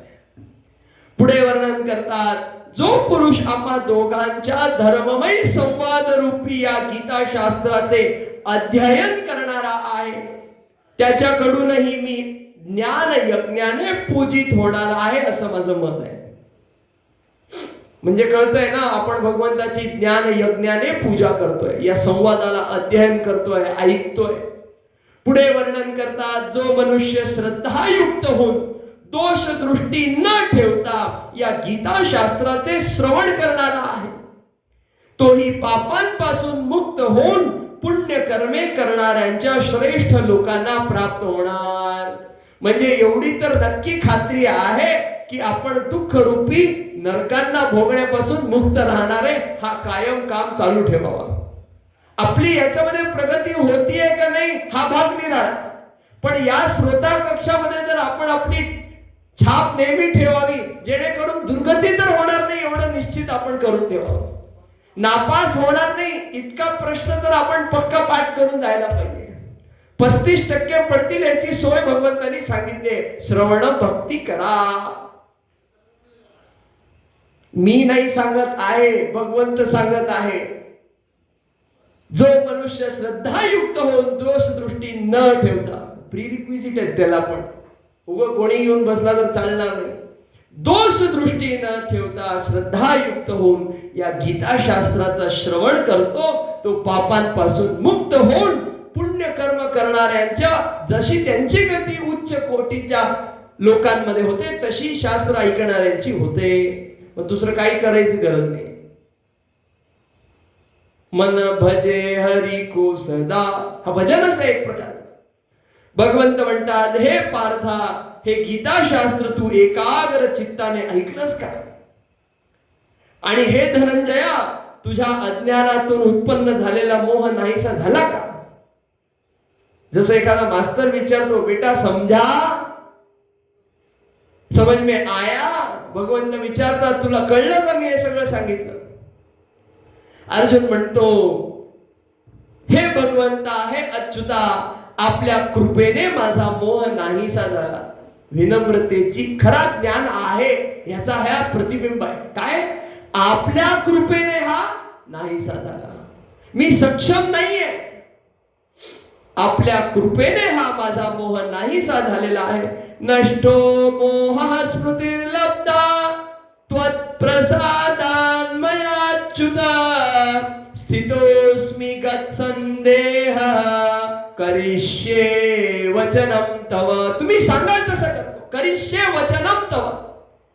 माझा मोह आपल्या कृपेने नाहीसा झालेला आहे आणि मला स्मृती प्राप्त झाली. हे जे काही तुम्ही सांगितलेलं आहे हे माझ्या डोक्यामध्ये पक्का बसलेलं आहे. आता मी संशय रहित होऊन जगणार आहे आणि म्हणून मी आपल्या आज्ञेचं पालन करणार आहे. एकदा कळलं की बॉस को खुश रखने से सब काम होने वाला है म्हटल्यानंतर माणूस एकही चान्स सोडत नाही ज्याला प्रगती करायची त्याला.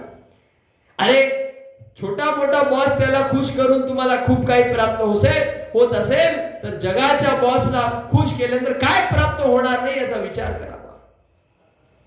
आणि या सगळ्या संवादाला ऐकून याची सांगता करता संजय म्हणतात,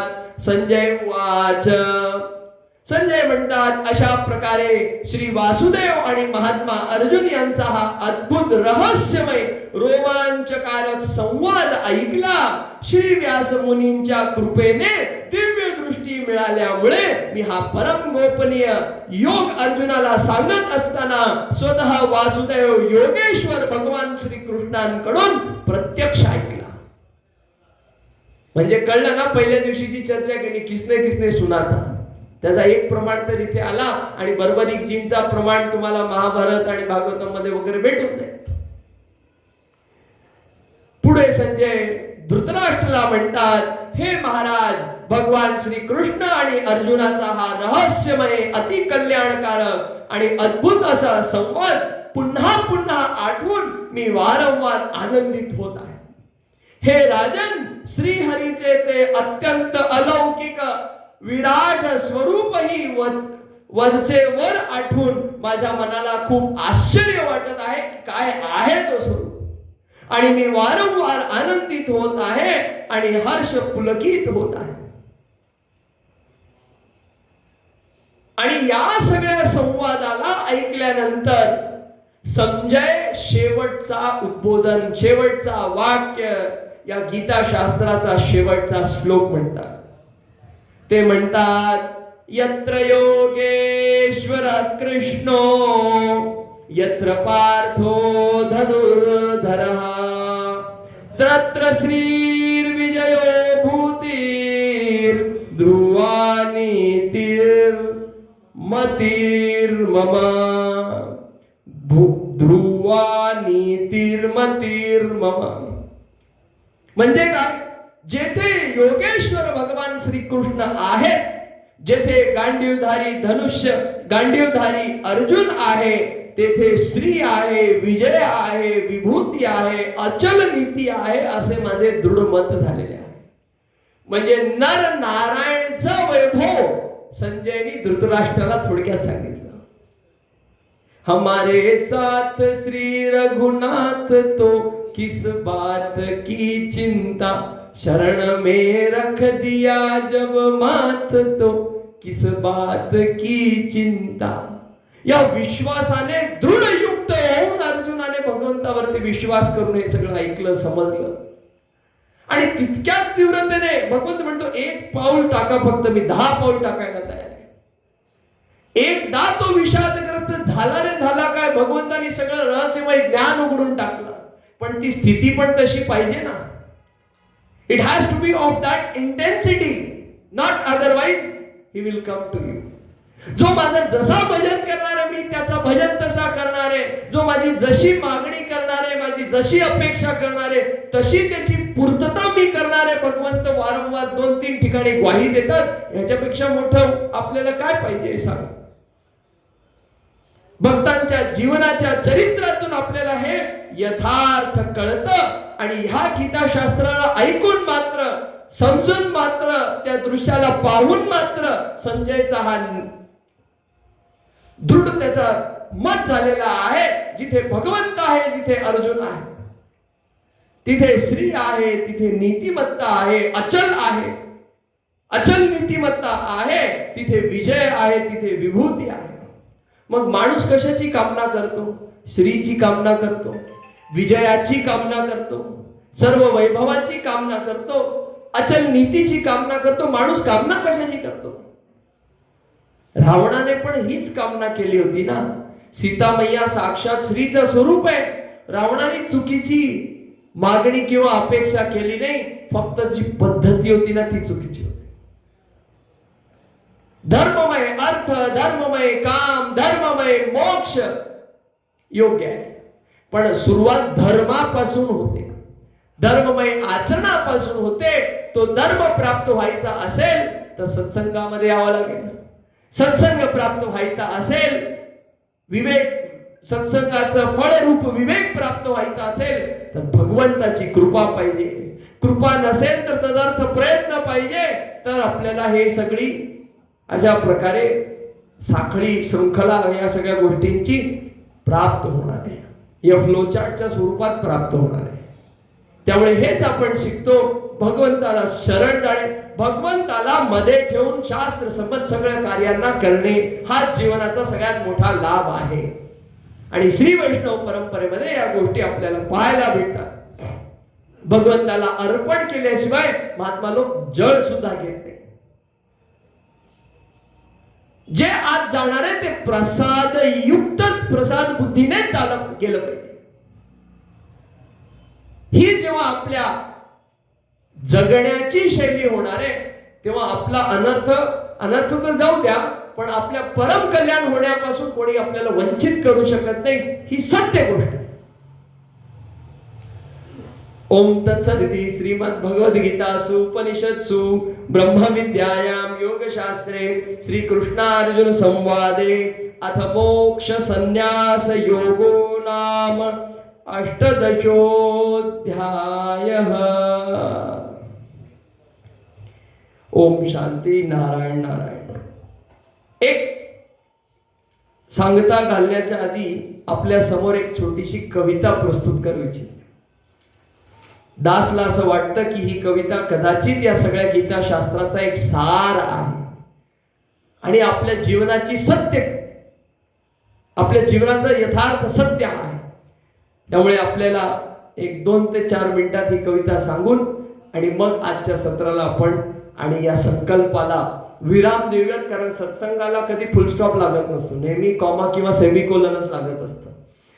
तर आपण ही कविता ऐकूयात, श्रवण करूयात आणि मग आज आरती करूयात. कवितेचं शीर्षक आहे भवसागर को पार कर हरि चरण को पाता है. भवसागर को पार कर, मायाचा हा जंजाळ आहे, याला पार करून कशा प्रकारे हरि चरण को पाता है. कशा प्रकारे महाभारत को हुए युग बीता, महाभारत को हुए युग बीता, फिर भी वो आज नजर आता है. दुष्कर्मों की आदतों से पाप का वृक्ष सींचा जाता है. अन्याय का अंत तो निश्चित ही युग के अंत में आता है, क्योंकि दंड नीति को हरि नारायण से अच्छा कोई नहीं चलाता. अंधेरों की गलियों में मन बिगड़ते जाता है, अज्ञान रूपी अंधकारांच्या वाटांमध्ये आपला मन बिघडतो. व्यसन की लतों से फिर तन बिगड़े जाता है. अपशब्दों के हुंकारों में मानसिक क्लेश हो जाता है. जगत के इस हाय हाय में मानव मूल उद्देश्य भूल जाता है. आपण आपले गोल दुसरेच ठरवतो, खरा गोल वेगळाच असतो.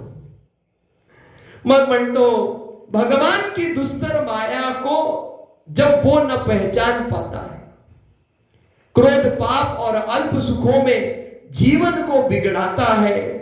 जीवन के सिद्धांतों को जब वो खोटा बदलाता है, तामसी गुणाचं लक्षण, और फिर इस माया जाल में वो स्वयं को अधिक फसाता है. नीच योनींना आणि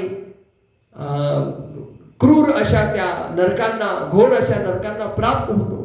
फिर इस माया जाल में वो स्वयं को अधिक फंसाता है. मूल्यों को ठुकरा कर जब अधर्म को वो अपनाता है, तब निस्वार्थ सेवा भूल करके स्वार्थ को गले लगाता है. शास्त्र विरुद्ध कार्यों से अपना खाता वो जब भरवाता है, फिर फिरते फिरते इस मृत्यु लोक में स्वयं को भटकाता है. नारायण के जगत रहस्य को कोई न समझ पाता है. इसकी खोज के अंत को कभी कोई पहुंच न पाता है. सरल सुबक शास्त्रों के पथ पर जो भी चलता जाता है, भव सागर को पार कर हरि चरण को पाता है. सरल सुबक शास्त्रों के पथ पर, भगवंतांनी सांगितले शास्त्र प्रमाणे अर्जुन, शास्त्राप्रमाणे वागलं पाहिजे. शास्त्र प्रमाण आहेत म्हणून सरल सुबक शास्त्रों के पथ पर जो भी चलता जाता है, भव सागर को पार कर हरि चरण को पाता है. हरि चरण को पाता है. हरि चरण को पाता है. आज या संकल्पाची सांगता होता, ह्याला विराम लागता, विश्राम होता. ह्या संकल्पाला पूर्ण करण्यामध्ये ज्या सर्वांचं योगदान आहे. नाव घेणं योग्य नाही का? विचारा का? नाव घेतल्याने त्यांच्या मनात अहंकार उत्पन्न होतो. नाव घेतल्याने पुन्हा आमचं कधीतरी नाव घेतलं पाहिजे या दोषाने ते युक्त होते. त्यामुळे ज्या सर्वांनी या कार्याला पूर्णत्वास नेण्यामध्ये संकल्पबद्ध पद्धतीने कार्य केलंय, छोट्या स्वरूपात कार्य केलंय, बॅनर लावण्यामध्ये, छापण्यामध्ये, डिझाईन करण्यामध्ये, हॉल अवेलेबल करून देण्यामध्ये, इथे यथार्थ त्या सुविधा उपलब्ध करून देण्यामध्ये ज्यांनी पुरुषार्थ केलाय, त्या सर्व भगत स्वरूप तत्वांना नमस्कार करता आणि इथे श्रवण भक्ती करण्यासाठी आलेल्या सर्वांना वारंवार नमस्कार करता आज या सत्राला आपण विराम देतोय. पुन्हा कुठल्या तरी संकल्पाच्या निमित्ताने या सत्संग वार्तेला आपण करू अशी ग्वाही आणि शाश्वती भगवंताला साक्षात मानून करूयात. आणि आजच्या या सत्राला आणि या 29 दिवसाच्या संकल्पाला आरती करून पूर्ण करूयात. नारायण.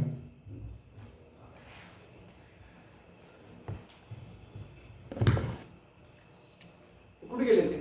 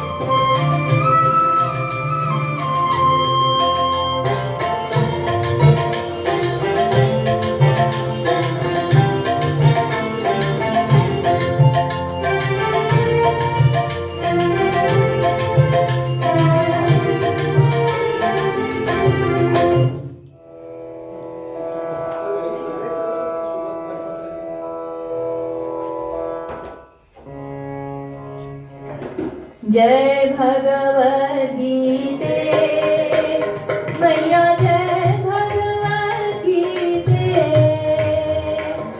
हरिय कमल विहारिणी हरिय कमल विहारिणी सुंदर सुपुनीते ओम जय भगवद गीते कर्म सुमर्म प्रकाशिनी कामासक्ति हरा तत्त्वज्ञान विकाशिनी विद्या ब्रह्म परा ओम जय भगवद गीते निश्चल भक्ति विधायिनी निर्मल मनहारी शरण रहस्य प्रदायिनी सब विधि सुखकारी ओम जय भगवद गीते राग द्वेष विदारिणी कारिणी मोद सदा भव भयहारिणी दारिणी परमानंद प्रदा ओम जय भगवद गीते आसुर भाव विनाशिनी नाशिनी तमरजनी दैवी सद्गुणदायिनी हरिरसिका सजनी ओम जय भगवद गीते समता त्याग सिखावनी हरिमुख की वाणी सकल शास्त्र की स्वामिनी श्रुतियों की रानी ओम जय भगवद गीते दया सुधा बरसावनी मातु कृपा कीजय हरि पद प्रेम दान कर अपनों कर लीजय ओम जय भगवद गीते ओम जय भगवद गीते मैया जय भगवद गीते हरिय कमल विहारिणी हरिय कमल विहारिणी सुंदर सुपुनीते ओम जय भगवद गीते ओम जय भगवद गीते ओम जय भगवद गीते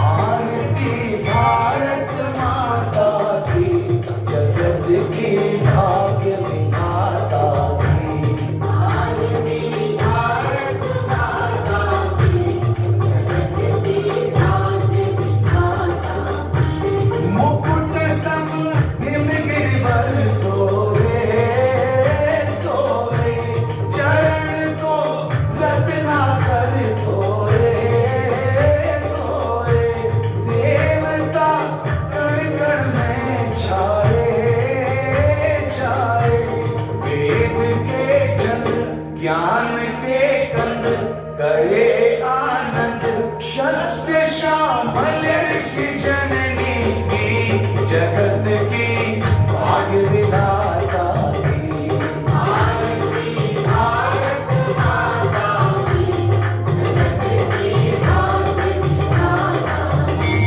जगत से यह लगती न्यारी न्यारी बनी है इसकी छवि प्यारी प्यारी कि दुनिया झूम उठे सारी सारी देख के झलक झुकी है पलक बड़ी है ललक कृपा पर से जहां जगत के भाग विधाता की आरती भारत माता की जगत की भाग विधाता भले जहाँ रघुकुल भूषण राम राम श्री राम बजाए बंसी जहाँ घनश्याम घनश्याम जहाँ पग पग पर तीरथ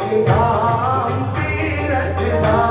अनेकों पंथ सहस्त्रों संत विविध सदग्रंथ सगुण साकार जगत माती जगत की भाग विधाता की आरती भारत माता की जगत की भाग विधाता गोद गंगा जमुना लहरे ओ भगवा पहर पहर पहरे पहरे तिरंगा लहर लहर लहरे लगे हैं घाव बहुत गहरे गहरे हुए हैं खंड करेंगे अखंड यत्न है चंड सर्व मंगल वत्सल माती जगत की भाग विधाता की आरती भारत माता की जगत की भाग विधाता बढ़ाया संतों ने सम्मान सम्मान किया वीरों ने जीवन दान